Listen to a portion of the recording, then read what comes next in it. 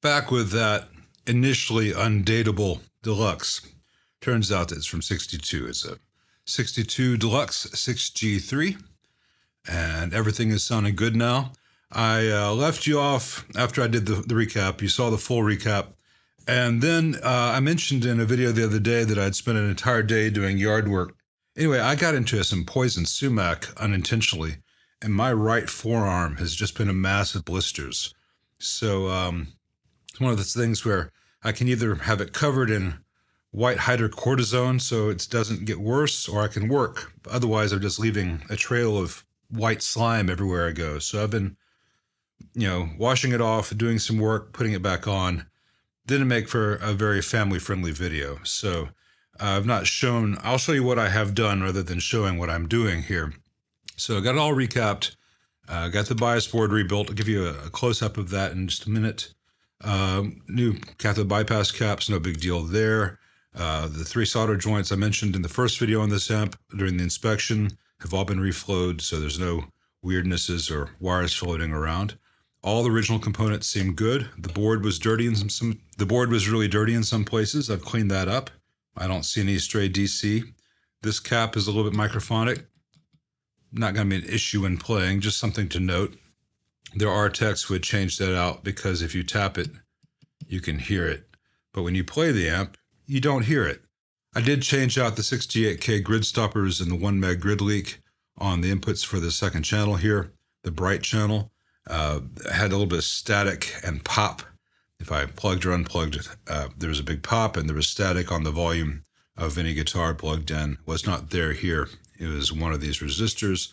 Had some old Alan Bradleys sitting around, so in they go. The amp is sounding overall very good now, and I'm looking forward to getting to hear it with its speaker in its cab soon, but I always like to test these things on the bench through my cab with, I know the speaker's good. The bias circuit looks a little bit different than you may be used to. It's electronically the same. I just have this trim pot in series with this resistor so I can really dial it in. And by this was just a jumper wire originally, so by putting that here to here, it's more mechanically secure. I've got the filament center tap wire all taped off and tucked away, along with the extra bias tap that was unused in this amp. Remember, this is from the 65 Deluxe reverb, rather than the 1960. Changed out the power cable, so it's got a nice safety ground, longer than the others. Well soldered to chassis. That old bit of ground lug on a screw is gone. Got a caps nut in its place. Changed the wiring so the hot is fused, then switched, and the neutral just ties to the primary. You've seen that in a bunch of the amps I've done over the years. The owner provided a couple pairs of matched RCA Joint Army-Navy brown base 6v6s. I put this pair in the amp and they biased right up and they're well matched and non-noisy so far. So I'm going to give them a good test. The amp is being run at 114 volts. This amp is an interesting development in the history of Fender. It's right in between some of the tweed concepts and things that would change in late 63 with the black panel amps. This still has the tone stack from the 5E3 Deluxe on each channel, though instead of having a 5 nanofarad cap, they've got a 10 nanofarad cap and a 20 nanofarad cap, respectively, on the low pass section of the tone pot, the treble roll-off. And they get away with having a smaller value cap here on the normal channel than the bright channel, because they have a 3 nanofarad cap shunting across the plate resistor for the normal channel. So even though this cap does not roll off as much high end as this cap, this channel has fewer highs to begin with. So with the channel volume and channel tone set to the same place, here is the normal channel.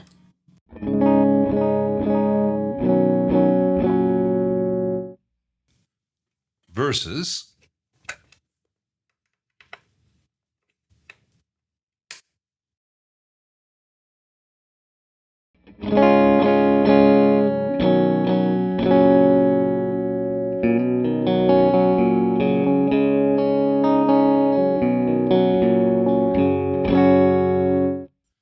so for most players, the bright channel is much more useful.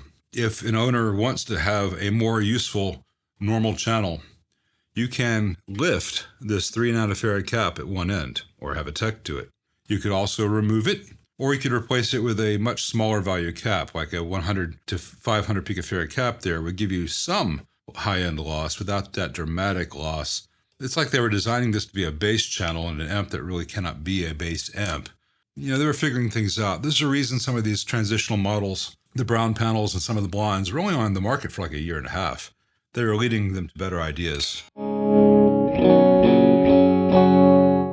Along those lines, the tone stack, the tone knobs in these, uses a audio taper pot for each one, which means that in order to get a balanced sound, you have to be kind of like up about 3 o'clock. I set that to noon. It's pretty dark. So if I set it to about 2 o'clock, 3 o'clock, that's pretty much where noon would be if that were a linear taper pot. And then you'd have a much wider control over the bright stuff beyond that. As it is, you have to kind of be cautious.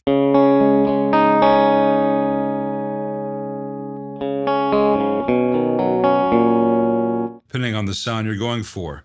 And remember that as you turn the volume down, because this cap here is serving as a bright cap, the tone circuit will be more effective at the brighter stuff there than if you turn this up quite a bit.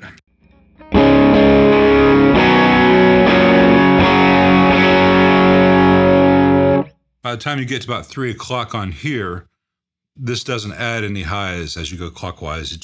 It stops rolling off highs, but it does not accentuate any highs. It's an interesting circuit. If I go all the way treble with this thing dimed, it's not going to tear your head off. But if I were to play this all the way dimed with the volume low, ouch. So you just got to learn the sweet spots. And some of the guys, some players you may see, they have the volume way up and they've got the tone way down.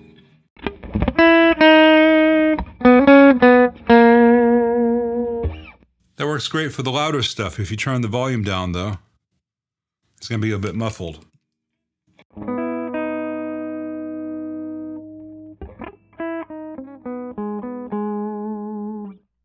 Compared to a more natural, say about 2 o'clock.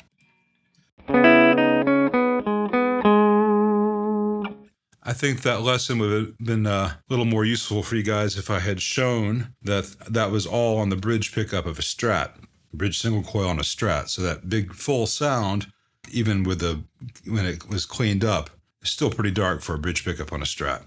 Let's see, Tremolo.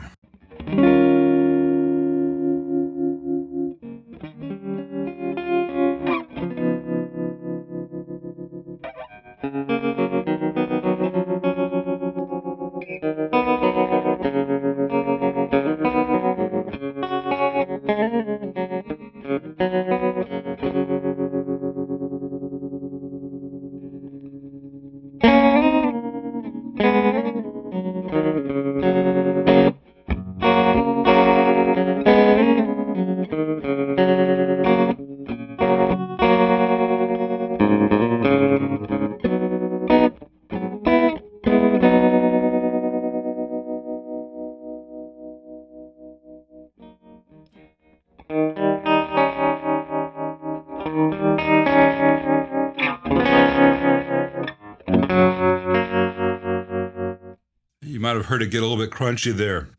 As the gain increases and you turn up the speed, you have to back off on the intensity. You'll still have the effect, you just won't get the crunches.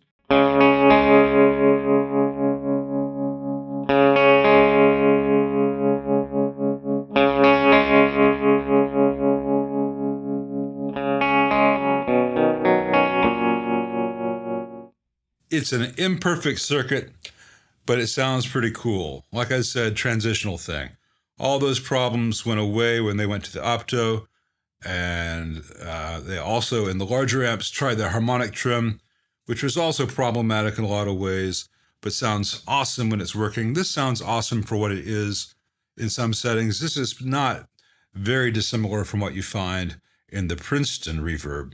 And the Princeton AB763, it's not called that, sorry, in the Princeton. The Princeton model numbers always escapes me. I'll pop it up on the screen. But the 64 and later Princeton had a tremolo very similar to this, though with a little bit of a refinement that did not get as fuzzy, and that Princeton did not have as much gain as this amp.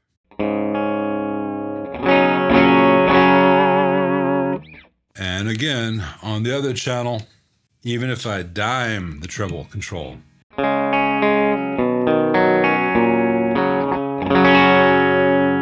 that's as bright as it gets because of that cap right there. Never touch caps like that, like you just saw me do.